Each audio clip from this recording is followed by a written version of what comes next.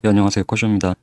다름이 아니라 그 카톡방에 그 파동 지금 좀 어지럽죠. 파동에 대한 해석과 시간값에 대한 조정이 얼마나 길어질지에 대한 질문을 주셔서 시황 영상 겸해서 답을 드릴게요. 자, 보시면 이게 세부 파동이 잘 안 보이면 카운팅도 힘들고 그러실 수 있어요. 그럴 때는 더 하나 큰 파동에서 보는 게 좋아요. 그게 더 정확도가 올라가고 카운팅을 잘못하지 않을 근거가 될 수가 있어요.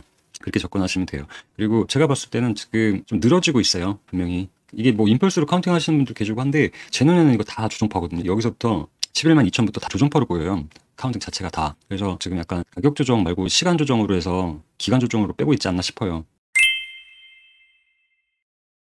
이런 메이저 무브업이라는 패턴이 있어요. 이거 그냥 플래그 패턴이랑 똑같은 이름 붙이기 나름인 건데 가격이 상승하면 조정은 플래그 혹은 이렇게 횡보 형태로 나오게 되고 그렇게 주고 나서 기간 조정, 이거는 기간 조정이죠. 이건 가격 조정이고 이러고 나서 올라온 만큼에 대한 1대1로 올라가는 이 기본적인 엠파동 형태를 갖다 패턴으로 만들어서 얘기를 하는 부분이 있어요.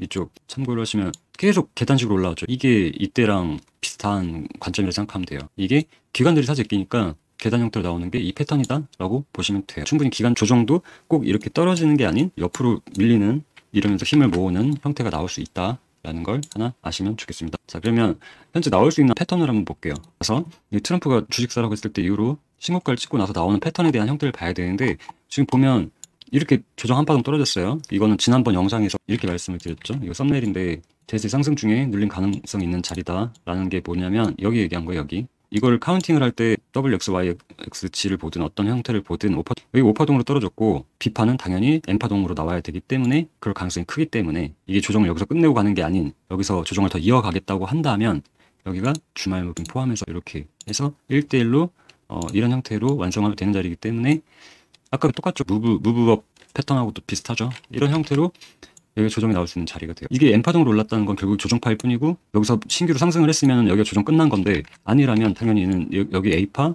혹은 X파로 말할 수 있죠. 거기에 대한 조정 반등파 후에 다시 C파 혹은 Y파가 떨어진 형태가 나오는 게 되죠. 그 뭐냐, 무빙이 눈에 되게 있지 않아요? 많이 본 것 같지 않아요? 자, 참고를 드릴게요. 여기서부터 상승이 나왔어요. 이렇게 큰 상승이 나왔어요. 그 다음에 현재 조정을 하고 있어요. 조정이란 건 이게 가격 하락, 여기서 딱 고점 나오고 나서 쭉 떨어지는 형태가 아닌 조정을 주고 있는 형태가 되는 거예요. 이 상승에 대한 쉬어가는 타이밍으로 가격 조정이 나올 수 있고 시간 조정, 기간 조정이랑 같은 말이에요. 그러니까 에너지를 모으면서 다시 날아갈 수 있게끔 하는 단계가 되는 형태가 나오는 거죠. 이런 조정이 끝나면 언제 날아갈 것이다라는 판단을 할 수가 있어요.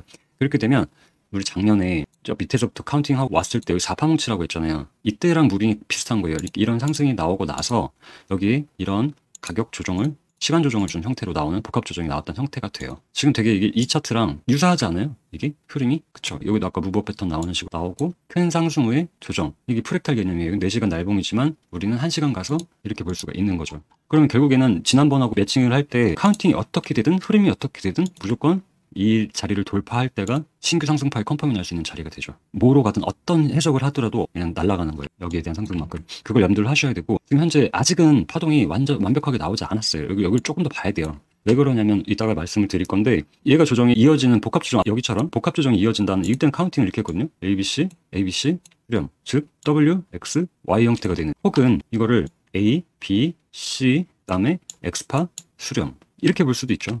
이게 완연한 N파니까. 이렇게 볼 수도 있어요. 그러나 여기가 이중 임펄스가 나왔기 때문에 X파가 되긴 쉽지 않다 라서 카운팅에 이게 더 맞을 수 있어요.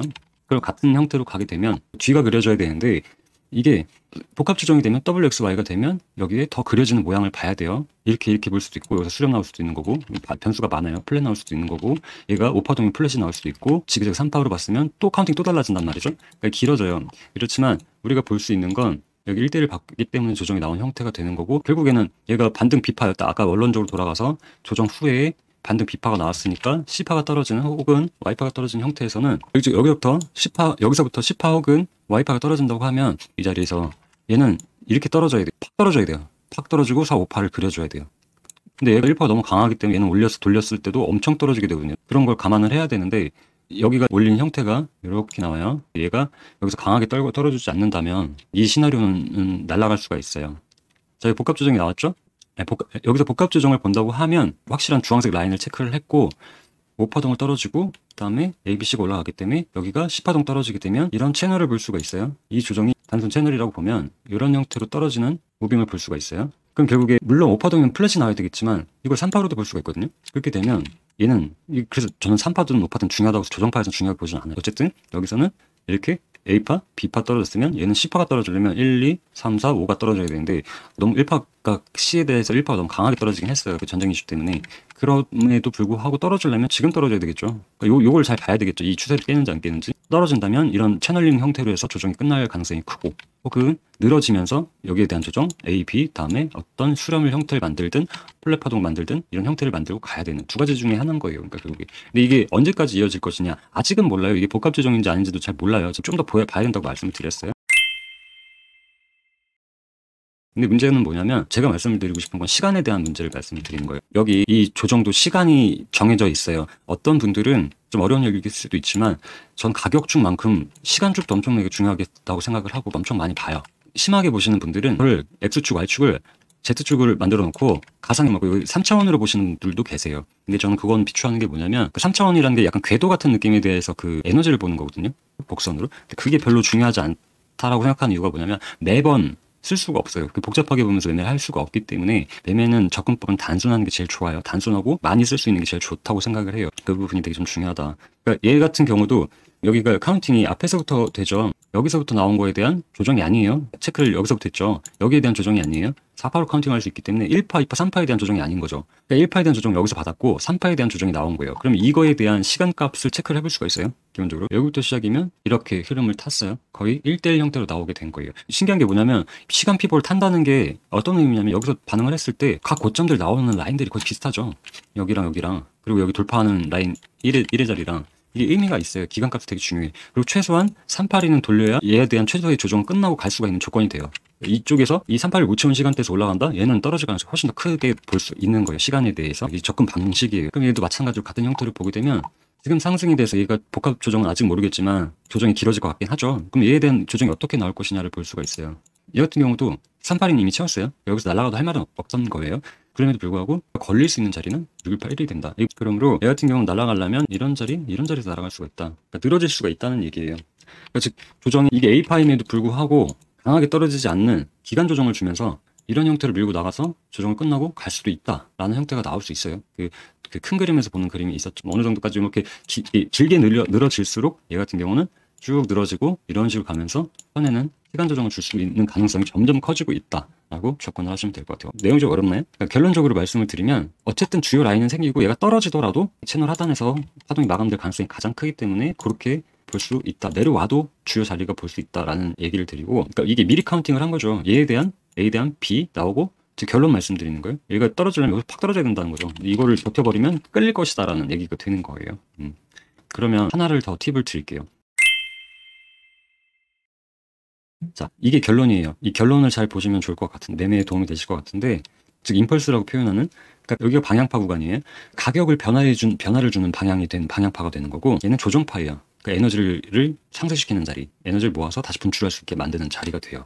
그렇게 보시면 매매가 완전 접근이 달라요. 이 두 개를 똑같이 매매하시면 안 된다는 거예요. 이 방향파 영역, 방향파 구간일 때는 내가 어느 자리에 들어갔을 때 만약에 숏을 쳤어요. 물리면 내 자리 안 와 다시.